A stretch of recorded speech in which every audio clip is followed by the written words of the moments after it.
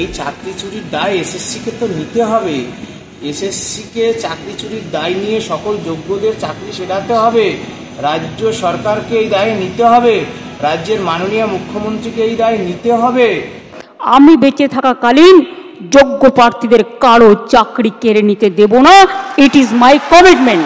দেখুন, গণতন্ত্রে ল মেকার বা সাংবিধানিক বডি নির্বাচিত প্রতিনিধিরাই সবচেয়ে ফাইনাল। আমরা যদি যোগ্য শিক্ষাকর্মীদের তালিকা ফেলে দিয়ে, আপাতত শিক্ষকদের বিষয়, শিক্ষিকাদের তালিকায় 1806 বাদ দিয়ে যদি হাউসে ওরা ফেলেন, আমি কথা দিচ্ছি প্রিন্সিপাল অপোজিশন, মেন অপোজিশন হিসেবে আমরা সর্বদলীয় প্রস্তাবে সমর্থন করব এবং সেই প্রস্তাব নিয়ে সুপ্রিম কোর্টে রাজ্য সরকার যাবে। যেটা দেখতে চাইছিলাম, যেটা শুনতে চাইছিলাম, সেটা এবার শুরু হয়েছে। ইংরেজিতে একটা প্রবাদ আছে, আপনারা জানেন, বেটার লেট দ্যান নেভার। অনেকটা দেরি হয়ে গেছে। সুপ্রিম কোর্টের নির্দেশে 26,000 শিক্ষক, শিক্ষিকা, অশিক্ষক কর্মচারীর চাকরি চলে গেছে। অনেকটা দেরি করে এটা শুরু হলো। অন্তত রাজ্যের বিরোধী দলনেতা বলেছেন যে আমি রাজ্য সরকারের পাশে দাঁড়াবো যদি রাজ্য সরকার সঠিকভাবে যোগ্য অযোগ্যদের তালিকা প্রকাশ করে সুপ্রিম কোর্টে যায়, সর্বদলীয় বৈঠক করে, তাহলে আমরা যোগ্যদের চাকরি ফেরাতে সরকারের পাশে থেকে সাহায্য করব। এটাই শুনতে চাইছিলাম বহুদিন ধরে। শিক্ষকের চাকরি চুরি হয়ে গেছে খোলা বাজারে। মমতা বন্দ্যোপাধ্যায়ের সরকার, মমতা বন্দ্যোপাধ্যায়ের এসএসসি, মমতা বন্দ্যোপাধ্যায়ের তৃণমূলের দলের নেতা মন্ত্রীরা খোলা বাজারে চাকরি বিক্রি করে দিয়েছে। আপনারা সবাই জানেন। এত কিছু জানার পরেও তো আপনারা এই মমতার সরকারকে, তৃণমূল কংগ্রেসকে 3 বার ভোট দিয়ে 15 বছর এই রাজ্যের মাথায় বসিয়ে রেখেছেন। বাংলার 2.5 কোটি মহিলা ভোটার এখনো লক্ষ্মীর ভান্ডারের লোভে তাদের ছেলে মেয়েদের চাকরি যারা খেয়ে নিয়েছে, চাকরি বিক্রি করে দিয়েছে, তাদেরকেই ভোট দিয়ে যাচ্ছে। আপনারা জানেন, সবই তো আমরা জানি। কিন্তু কথা হচ্ছে, যে ছেলে মেয়েগুলোর চাকরি চলে গেল, যোগ্য শিক্ষক যারা, 26,000 শিক্ষক, শিক্ষিকা, অশিক্ষক কর্মচারীদের মধ্যে যোগ্য কত, অযোগ্য কত আপনিও জানেন না, আমিও জানি না। কিন্তু আপনিও জানেন, আমিও জানি 26,000-এর মধ্যে অনেকেই যোগ্য। ভারতবর্ষের আইন বলছে কোনো অযোগ্যের জন্য যোগ্যকে শাস্তি দেওয়া যাবে না। কোনো দোষীকে শাস্তি দিতে কোনো নির্দোষকে শাস্তি দেওয়া যাবে না। বিরোধী দলের নেতারা, বিশেষজ্ঞরা, আইনজীবীরা অনেকেই বলেছেন যে এই যে 26,000 শিক্ষক শিক্ষিকার চাকরি চলে গেল, তাদের মধ্যে ওই 8 থেকে 10,000 বা 12,000 হচ্ছে টেন্টেড, দাগি, যারা চাকরি চুরি করে ঢুকেছে, তৃণমূলের আত্মীয় স্বজন। কিন্তু বাকি যারা প্রায় 13-14,000 সংখ্যাটা, এটা অনুমান, এরা কিন্তু চাকরি পরীক্ষা দিয়ে পেয়েছে, নিজের যোগ্যতায় পেয়েছে। এবং এই 14,000-এর জন্য আমরা কি করতে পারি সেটাই এখন বিচার্য বিষয়। এরাও আমার আপনার বাড়ির ছেলে মেয়ে। তৃণমূল সরকারের, তৃণমূলের নেতা মন্ত্রীদের চাকরি চুরির জন্য এদের চাকরি চলে গেছে। সবই আপনারা জানেন। কাদের কাদের টেন্টেডদের তালিকায় নাম আছে আপনারা জেনে নিয়েছেন। প্রথমে 1,804 জনের নাম প্রকাশ হয়েছিল, তারপর 2 জন দাগি, তাদের নামে আদালতে মামলা চলে দাগি প্রমাণিত হয়েছে, সেই 2 জন দাগির নাম আবার উঠে এসছে। মোট 1,806 জনের নামের তালিকা আপনারা দেখে নিয়েছেন। তাদের মধ্যে কারা আছে সেই তালিকার মধ্যে মাত্র 1,806 জনের তালিকা বের হয়েছে। মনে করা হচ্ছে এই তালিকাটা অন্তত প্রায় 8 থেকে 10,000 হবে। 1,806-এর তালিকাতেই দাগি তৃণমূলীদের ছড়াছড়ি। কে নেই? দাগি শিক্ষকদের এই তালিকায় নাম উজ্জ্বল করেছেন পানিহাটির তৃণমূল বিধায়ক, বিধানসভার মুখ্য সচেতক নির্মল ঘোষের পুত্রবধূ শম্পা ঘোষ। সিরিয়াল নাম্বার তালিকায় 1269 নম্বরে নির্মল ঘোষের পুত্রবধূ শম্পা ঘোষের নাম জলজল করছে। আরো আছে, কে নেই? এই যে উত্তর দিনাজপুরের চোপড়ার তৃণমূল বিধায়ক হামিদুল রহমানের কন্যা রোশনারা বেগম, জলজল করছে নাম। দমদম ব্যারাকপুর সাংগঠনিক জেলা মহিলা তৃণমূল কংগ্রেসের সভানেত্রী, ব্যারাকপুর পুরসভার উপপ্রধান স্বপ্না বিশ্বাসের মেয়ে শতাব্দী বিশ্বাসের নাম জলজল করছে 1360 নম্বরে। ব্যারাকপুর মাসুন্দা বয়েজ হাই স্কুলে ভূগোলের শিক্ষিকা ছিলেন। মেয়ে যে স্কুলের শিক্ষিকার চাকরি পেয়েছে, মা সেই স্কুলেরই পরিচালন সমিতির সভাপতি। রাজপুর সোনারপুর পুরসভার 18 নম্বর ওয়ার্ডের তৃণমূল কাউন্সিলর কুহিলি ঘোষের নাম জলজল করছে 647 নম্বরে। তালিকার 1069 নম্বরে উত্তর 24 পরগনার হিঙ্গলগঞ্জের তৃণমূল নেত্রী সন্ধ্যা মণ্ডলের মেয়ে প্রিয়াঙ্কা মণ্ডলের নাম জলজল করছে। হুগলির খানাকুলের দাপুটের তৃণমূল নেতা জেলা পরিষদের প্রাক্তন সদস্য বিভাস মালিকের নাম রয়েছে 316 নম্বরে, তার স্ত্রী সন্তোষী মালিকের নাম রয়েছে 1332 নম্বরে। স্বামী স্ত্রী দুজনাই নিজেদের নাম যত্ন করে দাগিদের তালিকায় নিজেদের নাম ঢুকিয়েছেন। হুগলিরই প্রভাবশালী তৃণমূল নেত্রী, বর্তমানে জেলা পরিষদের সদস্য, একসময় জেলা পরিষদের শিক্ষা কর্মদক্ষ থাকাকালীন শাহিনা সুলতানার নাম তালিকায় রয়েছে। 1241 নম্বরে মমতা বন্দ্যোপাধ্যায় দলের নেত্রীর নাম জলজল করছে। পশ্চিম মেদিনীপুরের পিংলায় জলচক 2 নম্বর অঞ্চলের তৃণমূল সভাপতি অজয় মাঝির নামও জলজল করছে তালিকায়। পশ্চিম মেদিনীপুরে আরেকটি নাম চর্চায়, চন্দ্রকোনা 1 নম্বর ব্লকের রামজীবনপুর শহর তৃণমূল সভাপতি কাউন্সিলর সুজিত পাঁজার মেয়ে প্রিয়াঙ্কা পাঁজা। কত নাম আর বলবো, কোলাঘাট, পাঁশপুর, দাসপুর এলাকার একের পর এক তৃণমূল নেতার নাম। তৃণমূলের প্রাক্তন নেতা অতনু গুছাইতের নাম বারবার উঠে এসছে। অতনু স্ত্রী মানসী গুড়িয়া, তাপস মন্ডলের ছেলে বিজেশ মন্ডল, সুব্রত সিং রায়ের কয়েকজন আত্মীয় নাম রয়েছে, যারা একেবারে পূর্ব মেদিনীপুরে এই চাকরি চুরির সিন্ডিকেট চালাতো। দক্ষিণ দিনাজপুরের বালুঘাট পুরসভার 24 নম্বর ওয়ার্ড তৃণমূল কাউন্সিলর দীপান্বিতা দেব সিং এর নাম তালিকায় রয়েছে। খুব ভালো কথা।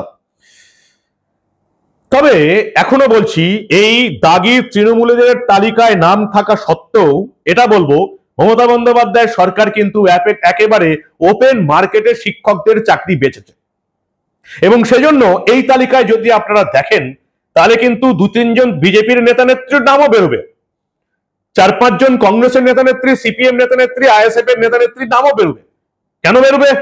তার কারণ হচ্ছে মমতা বন্দ্যোপাধ্যায় সরকার খোলা বাজারে শিক্ষকদের চাকরি বিক্রি করেছে, নিলামে তুলেছে শিক্ষকদের চাকরি। মমতা বন্দ্যোপাধ্যায়ের চোর, অযোগ্য, অপদার্থ সরকার, যার শিক্ষামন্ত্রী এখনো জেলে।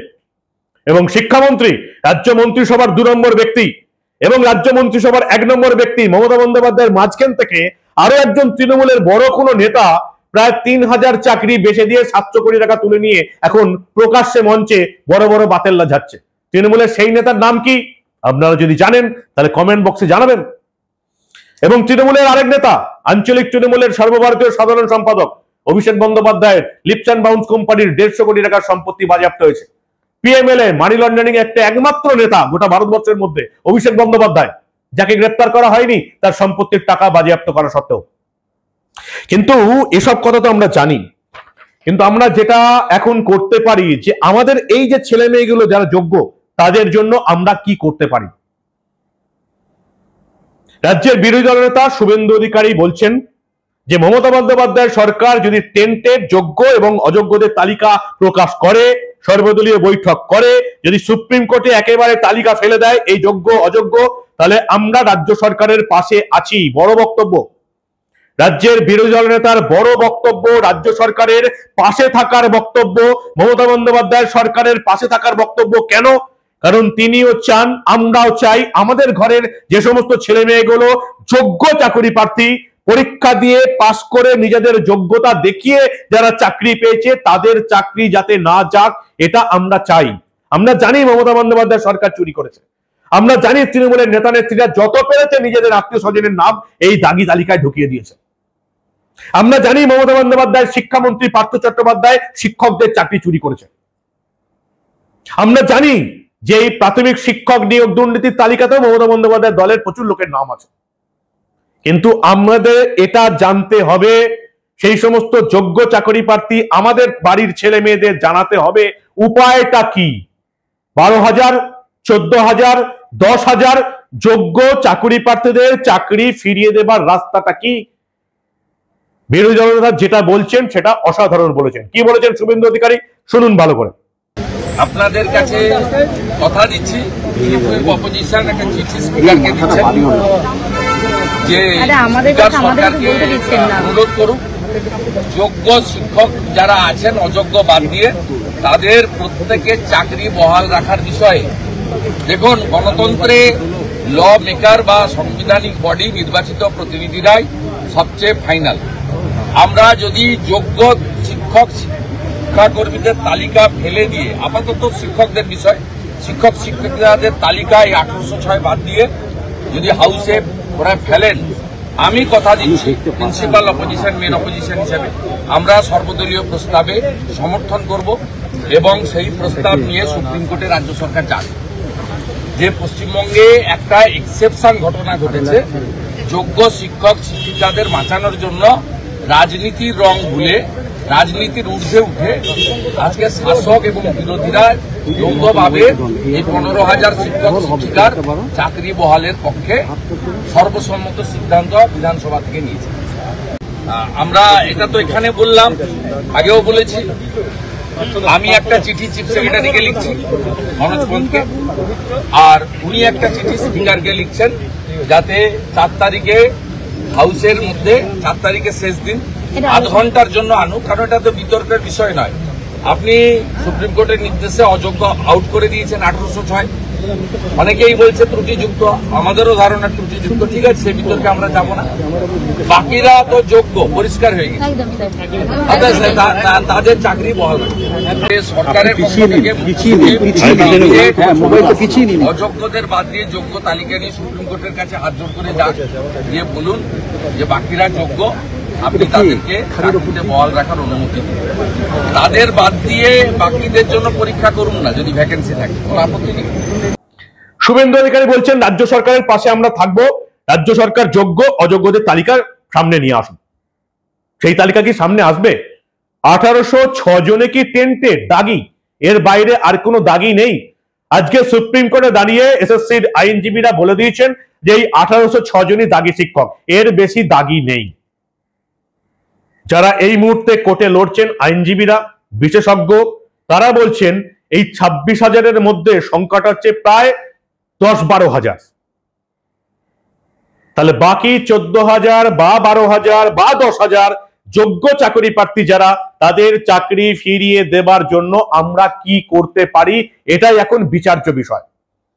শুভেন্দু অধিকারীর মতামতকে বিরোধী দলনেতা হিসাবে বিধানসভায় দাঁড়িয়ে যে বক্তব্য তিনি দিচ্ছেন, তাতে যোগ্য চাকরি প্রার্থীরা এই বক্তব্যটা রাজ্যের সব রাজনৈতিক দলকে জানাক, তৃণমূলকে জানাক, সিপিএম কে জানাক, কংগ্রেসকে জানাক, আইএসএফ কে জানাক, এসইউসিআই কে জানাক, যে যে দল আছে প্রত্যেককে জানাক।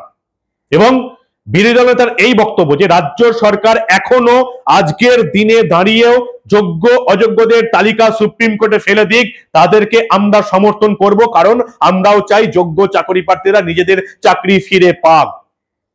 রাজ্য সরকারকে ওনারা বলবেন, চিফ সেক্রেটারিকে বলবেন, স্পিকারকে বলবেন যাতে আধ ঘন্টার জন্য বিধানসভায় এই বিষয়টা নিয়ে উত্থাপন করা হয়। এবং সেক্ষেত্রে এই বিষয়টাই দেখুন, সাধারণত আমরা জানি একটা দুর্নীতি হলে রাজ্য সরকারের মানে তাতে জড়িত থাকলে বিরোধীরা তার মানে বিরোধ করে তীব্রভাবে। এখানে বিরোধীরা যেহেতু চাইছে যে যারা যোগ্য তাদেরকে যাতে পুনর্বহাল করা যায়, তাই আমার মনে হয় যে রাজ্য প্রশাসনের এখানে কোনো মানে দ্বিমত থাকতে পারে না, বা রাজ্যের সরকার সেখানে দ্বিমত পোষণ করতে পারে, কিন্তু আদৌ কি সেটা হবে সেটা আমরা জানি না। আমরা চাইবো, এই দাবি রাখবো, এবং আমরা প্রত্যেকের কাছে এই রাজ্যের স্বার্থে, শিক্ষার স্বার্থে, সমাজের স্বার্থে একটা দৃষ্টান্ত স্থাপনকারী একটা ডিসিশন নিন ওনারা, যে বিধানসভায় সর্বদলীয়ভাবে সর্বসম্মতভাবে এই যোগ্যদের তালিকা অ্যাপ্রুভ করে যে এদের চাকরিটা বজায় রাখা হোক, সেটা নিয়ে যেন সুপ্রিম কোর্টে পেশ করা হয়। শুভেন্দু অধিকারীর এই মন্তব্যে কি আদৌ এই সমস্যা মিটবে? কারণ রাজ্য সরকারের আইনজীবীরা, এসএসসির আইনজীবীরা, কল্যাণ বন্দ্যোপাধ্যায় আজকে হলফনামা দিয়ে জানিয়ে দিয়েছেন 1806 জনের বেশি দাগি নেই। তাই এই সমস্যা আদৌ মিটবে বলে আমি আশা করি না। শুভেন্দু অধিকারী পথ দেখিয়েছেন, রাজ্য সরকার সেই পথে এগোতে চাইছে না। তারা 1806 জনের বেশি দাগি শিক্ষককে চিহ্নিত করতে চাইছে না। 1806 জনের মধ্যেই যা যা তৃণমূলের নেতা নেত্রীর ছেলে মেয়ে, সালা সালি, আত্মীয় স্বজন, ছেলে বউ, কখনো নেতার বউ, দুজনেই চাকরি পেয়ে গেছেন, যেভাবে হইচই শুরু হয়েছে, তাতে মমতা বন্দ্যোপাধ্যায় সরকার এমনিতেই 2026-এর বিধানসভা ভোটে সমস্যায় পড়ে যাবে। এখন এই 1806টা যদি 10,000 হয় কি 8,000 হয়, তাহলে যত তৃণমূলীদের নাম প্রকাশ্যে আসবে মমতা বন্দ্যোপাধ্যায় সরকার আর সামলাতে পারবে না। তারপরেও এই চোর, অযোগ্য, অপদার্থের সরকারটাকে যারা ভোট দিচ্ছেন, তারা এই মুহূর্তে আর মনুষ্যত্বের যোগ্য নন। আপনারা 2026-এর ভোটে এত কিছু দেখার পরেও তোলামলিরা ছাড়া যে সমস্ত মানুষ তৃণমূলকে ভোট দেবে, তারা আদৌ মানুষ নয়। যে 2.5 কোটি মহিলা ভোটার, যাদের এখনো চৈতন্য হয়নি, 1,000-1,200 টাকার লক্ষ্মীর ভান্ডারে লোভে যারা এখনো মমতাকেই সেরা মনে করছেন, তারা আদৌ কি মানুষ বলার যোগ্য? এত কিছু দেখার পরেও খোলা বাজারে হাটে মমতা বন্দ্যোপাধ্যায়ের সরকার আপনাদের ছেলে মেয়েদের, যোগ্য ছেলে মেয়েদের শিক্ষকের চাকরি বিলি করেছে, নিলামে তুলে দিয়েছে। এর চেয়ে আর কিছু বলার নেই যে এই সরকারটা কত বড় চোর, কত বড় ধান্দাবাজ, কত বড় দুর্নীতিবাজ, কত বড় অযোগ্য, কত বড় অপদার্থ সরকার। এর বেশি আর কিছু চোখে আঙুল দিয়ে বোঝানোর দরকার নেই। এরপরেও তৃণমূলকে যারা ভোট দেবেন তারা মানুষ নন, তাদেরকে তৃণমূলের এই চুরি দুর্নীতিকাণ্ডের সমস্ত কর্মফল তাদেরকে বইতে হবে 2026-এর বিধানসভা নির্বাচনে যারা মমতার তৃণমূলকে ভোট দেবে। পরিবর্তন চাই, এই তৃণমূলকে একটা ভোট নয়। তৃণমূলকে ভোট দেওয়া মানে তৃণমূলের এই চুরি দুর্নীতির অপরাধের বোঝা কর্মফল প্রত্যেককে বইতে হবে যারা তৃণমূলকে ভোট দেবে। কি বলবেন আপনারা? বাংলার মানুষের চৈতন্য হবে, শিক্ষা হবে? আপনাদের মূল্যবান এবং গুরুত্বপূর্ণ মতামত জানান দা নিউজ বাংলার কমেন্ট সেকশনে। দেখতে থাকুন দা নিউজ বাংলা। আমরা আবার বাংলায় ঘটে যাওয়া এই ধরনের কোনো খবর চেপে রাখতে দেব না।